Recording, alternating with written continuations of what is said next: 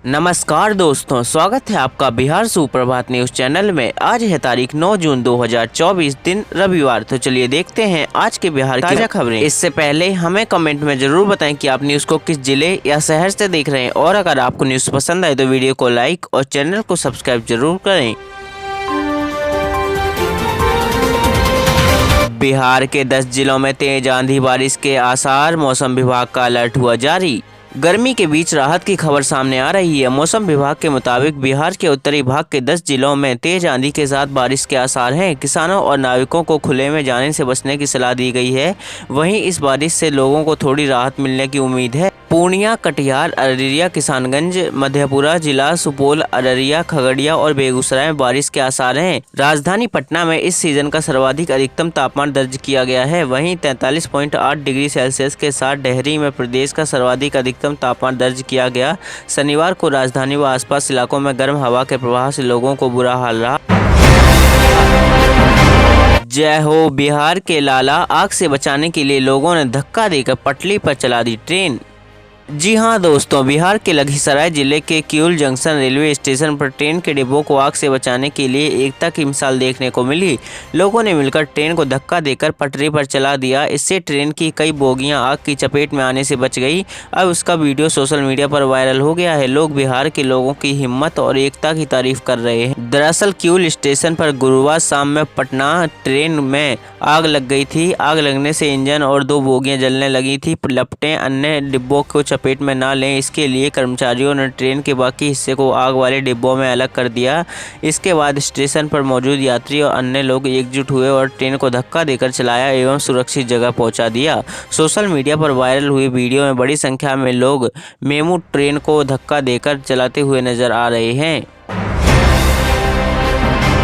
Modi cabinet में 3.0 में बढ़ेगी बिहार की हिस्सेदारी, बीजेपी और जेडीयू से रेस में ये नाम। लोकसभा चुनाव 2024 में एनडीए को मिली जीत के रविवार को नरेंद्र मोदी तीसरी बार प्रधानमंत्री पद की शपथ लेंगे। उनके साथ केंद्रीय मंत्रियों का भी शपथ ग्रहण होगा। इसमें बिहार से भी कुछ सांसदों को मंत्री बनाया जा सकता है।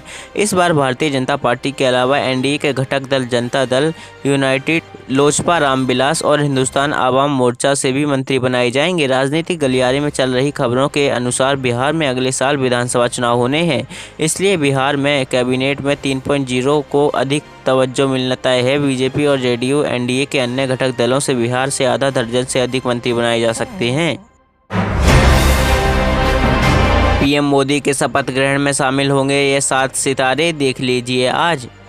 नरेंद्र मोदी रविवार को लगातार तीसरी बार प्रधानमंत्री पद की शपथ लेने जा रहे हैं। इस समारोह को भव्य बनाने की तैयारियां चल रही हैं। इसके लिए पड़ोस के 7 देशों के राष्ट्रीय अध्यक्षों को आमंत्रित किया गया है। बांग्लादेश की प्रधानमंत्री शेख हसीना, मालदीव के राष्ट्रपति मोहम्मद मुइज्जू सहित पड़ोसी और हिंद महासागर क्षेत्र के 7 देशों के नेता 9 जून को शपथ ग्रहण समारोह में शामिल होंगे। विदेश मंत्रालय ने शनिवार को बयान में कहा कि मोदी के शपथ ग्रहण समारोह में शामिल होने के लिए इन नेताओं की यात्रा भारत द्वारा अपनी पड़ोसी फर्स्ट नीति के तहत हो रही है। शेख हसीना और मुइज्जू के अलावा समारोह में शामिल होने वाले अन्य नेताओं में श्रीलंका के राष्ट्रपति रानिल विक्रमसिंघे, सेशेल्स के उपराष्ट्रपति अहमद हफीफ, मॉरिशस के प्रधानमंत्री प्रविंद कुमार जगन्नाथ, नेपाल के प्रधानमंत्री पुष्प कमल दहल और भूटान के प्रधानमंत्री शेरिंगे तोब्गे शामिल हैं। लोकसभा में कौन होगा जेडीयू का नेता, कौन बनेंगे केंद्रीय मंत्री, नीतीश कुमार लेंगे सभी फैसले। लोकसभा चुनाव नतीजों में एनडीए को बहुमत मिलने के बाद नरेंद्र मोदी के नेतृत्व में नई सरकार के गठन की प्रक्रिया शुरू हो गई है। किंग मेकर की भूमिका में उभरी बिहार के मुख्यमंत्री नीतीश कुमार की पार्टी जेडीयू से मोदी कैबिनेट 3.0 में कौन कौन शामिल होगा, इसको लेकर कई तरह की अटकलें चल रही हैं। हालांकि अभी तक पार्टी की ओर से अभी तक इस बारे में कोई फैसला नहीं लिया गया है। नई दिल्ली में शुक्रवार को एनडीए संसदीय दल की बैठक से पहले जेडीयू अध्यक्ष नीतीश कुमार ने अपनी पार्टी के सभी सदस्यों की मीटिंग की। अध्यक्ष नीतीश कुमार ने अपनी पार्टी के सभी सांसदों के साथ मीटिंग की। इसमें नीतीश को पार्टी की ओर से आगे से कोई भी निर्णय लेने के लिए अधिकृत किया गया है। लोकसभा में जेडीयू का नेता कौन होगा और केंद्रीय कैबिनेट में पार्टी से किसे शामिल किया जाएगा समेत तमाम फैसले नीतीश ही लेंगे। लोकसभा चुनाव खत्म होते ही एक्शन में नीतीश सरकार, आयुष्मान योजना पर बड़ी तैयारी, 1 करोड़ का है टारगेट। लोकसभा चुनाव के दौरान आचार संहिता को लेकर सरकार के काम धीमे पड़ गए थे। चुनाव खत्म होते ही उसमें तेजी आ गई है। बिहार में 1 माह में 1 करोड़ आयुष्मान कार्ड बनाने का लक्ष्य है। स्वास्थ्य मंत्री मंगल पांडे ने विभागीय अधिकारियों को निर्देश दिया है कि अगले 1 माह में 1 करोड़ लाभुक पात्रों का आयुष्मान कार्ड बनाना सुनिश्चित करें। स्वास्थ्य विभाग के अधिकारियों के साथ समीक्षा में मंत्री ने अस्पतालों में समय पर दवा आपूर्ति का निर्देश भी दिया। आपका ध्यान किधर है? 31 जुलाई से पहले कर लें ये काम। नीतीश सरकार दे रही 10 लाख, सिर्फ चाहिए ये कागजात। लोकसभा चुनाव खत्म हो गया है। चुनाव प्रचार के दौरान पूर्व डिप्टी सीएम तेजस्वी यादव ने 13 माह में 5 लाख युवाओं को नौकरी देने की बात को खूब भुनाया था।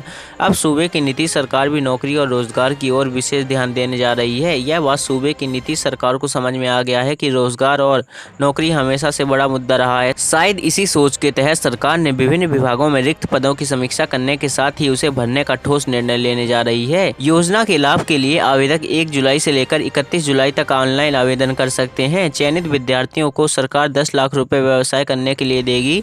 उद्योग विभाग के अपर मुख्य सचिव संदीप पौंड्रिक ने कहा है कि मुख्यमंत्री उद्यमी योजना 2024 से 25 के लिए ऑनलाइन आवेदन 1 जुलाई 2024 से लिए जाएंगे। आवेदन करने के लिए विभाग का पोर्टल 1 जुलाई से 31 जुलाई 2024 तक खुला रहेगा।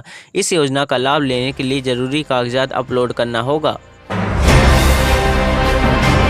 मोदी कैबिनेट 3.0 में बिहार से 7 से 8 सांसदों को मिल सकती है जगह। एक जाति से एक मंत्री फॉर्मूला। नरेंद्र मोदी कैबिनेट 3.0 में औसतन 4 सांसदों पर 1 मंत्री बनाए जाने पर चर्चा चल रही है। इस फॉर्मूले के आधार पर एनडीए की 30 सीटें जीतने वाले राज्य बिहार से 7 से 8 सांसदों को मंत्री बनाया जा सकता है।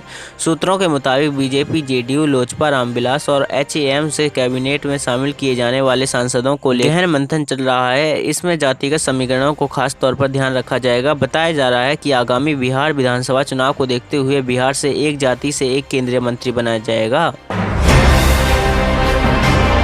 इंडिया गठबंधन ने नीतीश सरकार को ऑफर दिया प्रधानमंत्री का। जेडीयू के दावे पर कांग्रेस क्या बोली? क्या इंडिया गठबंधन की ओर से जनता दल यूनाइटेड के प्रमुख नीतीश कुमार को प्रधानमंत्री का पद ऑफर किया गया है? इन दिनों इस सवाल पर बहस छिड़ गई है।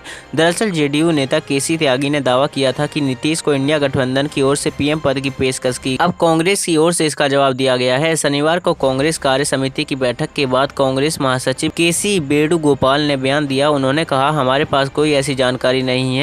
उन्होंने एक इंटरव्यू में कहा था, राजनीतिक खेल ऐसा है कि जिन लोगों ने नीतीश कुमार को इंडिया गठबंधन का राष्ट्रीय संयोजक बनाने से इनकार कर दिया, अब वे नीतीश को पीएम बनाने की पेशकश कर रहे हैं।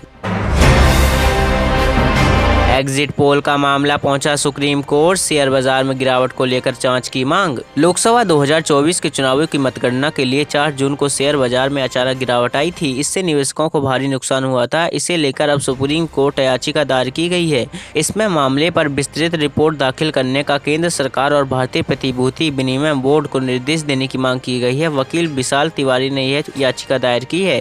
इसमें कहा गया है कि लोकसभा चुनाव 2024 के परिणामों के बाद शेयर बाजार में एक और बड़ी गिरावट देखी जा रही थी। एग्जिट पोल में इसका गहरा कनेक्शन है और इसकी जांच होनी चाहिए। रोजगार, रक्षा, तकनीक, किन किन सेक्टर में मोदी सरकार 3.0 का रहेगा खास फोकस? राजनीतिक जानकारों का कहना है कि पीएम मोदी को अपने तीसरे कार्यकाल में रोजगार और कृषि क्षेत्र पर खास ध्यान देना होगा। दरअसल बीजेपी की सीटों में आई भारी गिरावट के पीछे ये दोनों वजह अहम रही हैं। विपक्षी दल रोजगार के मुद्दे को लेकर लगातार बीजेपी और पीएम मोदी पर हमलावर रहे हैं और पीपल लीक कांड ने बीजेपी की काफी फजीहत करवाई। उधर बीजेपी के खिलाफ किसानों की नाराजगी भी किसी से छिपी नहीं है। किसानों का गुस्सा ही है जिसके कारण बीजेपी का ग्रामीण वोट बैंक शेयर इस बार काफी घटा है। इस बार मोदी सरकार किसी क्षेत्र में अच्छे और बड़े फैसले लेकर किसानों को खुश करने की कोशिश करेगी। वहीं सरकारी नौकरियों में भर्ती बढ़ाकर युवाओं को भी अपनी ओर खींचने का प्रयास कर सकती है। तो ये थे आज के मुख्य और बड़ी खबरें। अगर आपको न्यूज़ पसंद आई हो तो वीडियो को लाइक और चैनल को सब्सक्राइब जरूर करें। धन्यवाद।